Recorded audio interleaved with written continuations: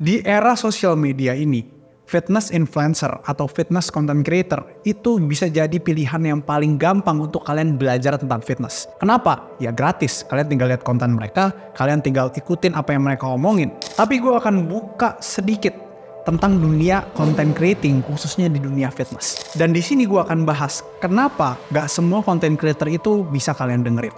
Bang, lu kan content creator juga. Kenapa kok lu bisa menjelekkan content creator lain? Gue gak menjelekkan content creator lainnya, tapi gue mau kalian untuk berpikir lebih kritis terkait informasi yang kalian saring. Jadi gue sebelum jadi content creator itu sama kayak kalian. Gue juga dengerin content creator, khususnya content creator luar. Tapi ternyata content creator di luar juga sebenarnya gak sepenuhnya kita bisa anggap absolutely right. Salah satu alasan kenapa gue mulai lebih kritis terhadap sesuatu, khususnya konten tentang fitness di luaran, itu adalah bias. Maksud gue di sini adalah coba kalian pikirin deh, kalau misalnya kalian jadi content creator khususnya di dunia fitness, kira-kira income source kalian itu dari mana? Salah satunya itu adalah dari product endorsement. Dan ini sebenarnya nggak berlaku untuk content creator fitness doang, karena ada banyak banget content creator beauty, content creator luaran yang mereka itu memang kehidupannya dari endorsan. Apakah ini buruk? Jawabannya tidak, selama mereka nggak yang namanya menipu. Tapi menurut gue, menipu itu sendiri adalah spektrum. Dan gue merasa juga gue pernah ada di titik ini sebagai content creator yang memang penghasilannya itu purely dari endorsement doang. Nah, bias ini terjadi karena ya kita dibayar untuk mempromosikan sebuah produk. Dan kita bisa aja untuk, cari alasan kenapa produk ini baik, cari alasan kenapa produk ini patut dibeli. Tapi mereka nggak kasih whole information about the product itu sendiri.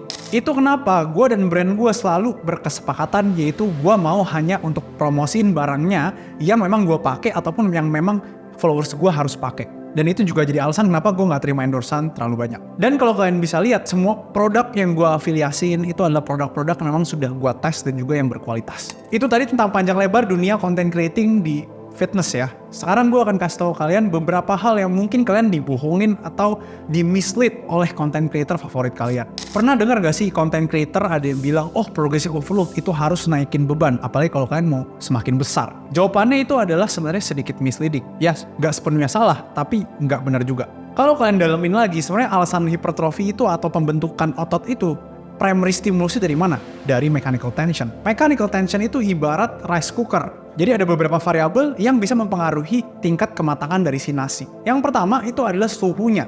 Apakah kita menggunakan sebuah rice cooker dengan suhu yang terlalu tinggi? Ya enggak. Suhu itu ibarat kayak beban yang kalian pakai. Kalau misalkan kalian memang fokusnya untuk strength dan kekuatan, silahkan kalian fokus ke kenaikan beban, karena itu memang adalah primary driver dari kekuatan itu sendiri. Tapi kalau kita ngomongin hipertrofi ya, ada faktor lain yang kita juga harus pikirkan. Pada rice cooker ada yang namanya time atau waktu. Jadi seberapa lama kalian mengaplikasikan suhu tersebut. Kalau misalkan waktu ini itu adalah volume dalam hipertrofi. Jadi ibarat nasi tadi ya, kembali ke nasi. Kalian kira-kira lebih masuk akal mana? Kita pakai suhu yang cukup dengan durasi yang cukup, atau pakai dengan suhu yang sangat tinggi tapi durasinya cuma 1 atau 2 detik doang? Kira-kira yang nasinya mateng yang mana? Sama seperti hipertrofi, mechanical tension itu primary growth-nya malah adalah volume dan bukan adalah beban. Jadi kalau misalkan kalian terlalu di-mislead, naikin beban terus-terusan, jawabannya adalah ya salah dan bisa mengakibatkan kalian malah cedera. Gue gak bermaksud promosi, tapi beberapa orang di Discord gue udah kasih tahu dan gue udah edukasi via modul yang gue kasih, kalau misalkan hipertrofi itu primary contributornya adalah volume. Jadi gue harap kalian gak di-mislead lagi oleh content creator favorit kalian, naikin beban harus terus-terusan dan gak ada progressive overload dalam bentuk lain. Hal yang bisa bikin misleading juga, itu adalah fenomena oversimplifying atau overcomplicating. Beberapa dari orang di luar sana mungkin nganggap gue overcomplicating. Tapi semua yang gue ajarin itu justru adalah teori yang bisa mempermudah kalian berpikir dalam latihan. Gue gak peduli kalian benci sama gue karena gue terlalu teoritis atau apapun. Tapi coba kalian ngertiin di posisi gue, dimana gue harus merangkum semuanya. Gue harus cari tahu semuanya, data semuanya harus gue collect. Dan gue harus kasih tahu ke kalian ya, gimana caranya latihan ini dengan efektif tanpa kalian banyak mikir. Jadi apakah itu overcomplicating atau itu hanya purely karena gue ingin membantu kalian? Kalau misalkan suatu content creator ini melakukan yang namanya overcomplicating, malah kalian harusnya jadi makin bingung. Ini latihannya harusnya gimana, gonta-ganti terus setiap waktu ke waktu. Padahal sebenarnya yang gue jelasin adalah selama ini ya, itu adalah latihan sesimpel mungkin. Dan latihan dengan progressive overload yang tersistem. Sistem itu bukan bikin kalian makin susah, tapi malah sistem itu bikin kalian makin mudah.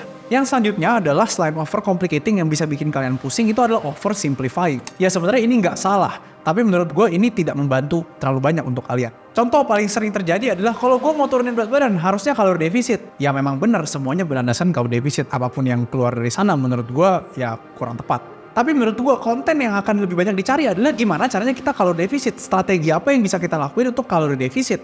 Kalau kita cuma ngomong, oh mau turunin berat badan ya, kalori defisit aja. Itu kayak ngomong, oh mau menang lomba basket ya. Ya kalau gitu masukin aja bolanya kering. Gak ada detail yang bisa membantu si penonton ini dari content creator yang cuma bilang, oh kalori defisit aja. Nah itu adalah contoh oversimplifying yang menurut gue ya kan kalau kayak gitu ya harus lebih kritis aja kan. Mungkin tanya lebih dalam, oh gimana caranya kita kalori defisit, gimana caranya kita bisa strategiin dengan pola makan kita yang mungkin sehari 4 kali tapi kita juga mau tetap untuk kalori defisit.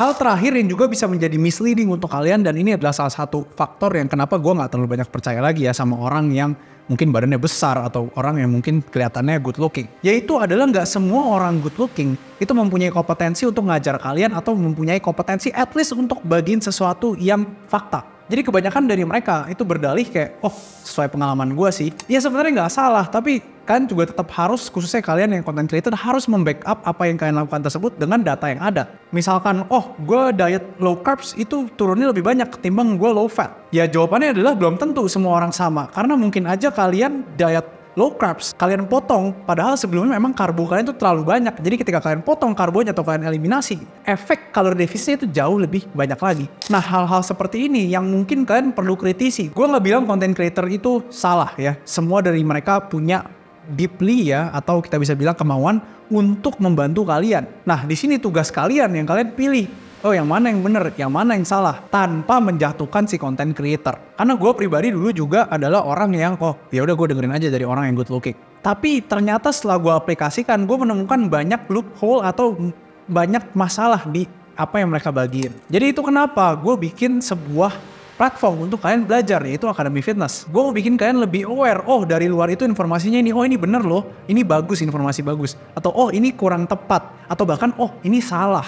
Jadi ya sebenarnya tujuan video ini gue ingin membuat kalian lebih banyak berpikir aja sih, lebih kritis. Dan bahkan kalau kalian nonton gue, jangan langsung percaya sama apa yang gue omongin, tapi kalian do your own research. Jadi itu tentang video dunia per-content creatoran, khususnya di fitness ya. Gue harap kalian terbantu dengan video kali ini. Gue gak bermaksud untuk menyenggol siapapun, tapi gue berharap kalian bisa lebih kritis, dan buat kalian yang content creator, kalian bisa up content game kalian. Kalau kalian pengen join Academy Fitness, Discord-nya gue kasih di bawah ya, gratis, kalian tinggal masuk.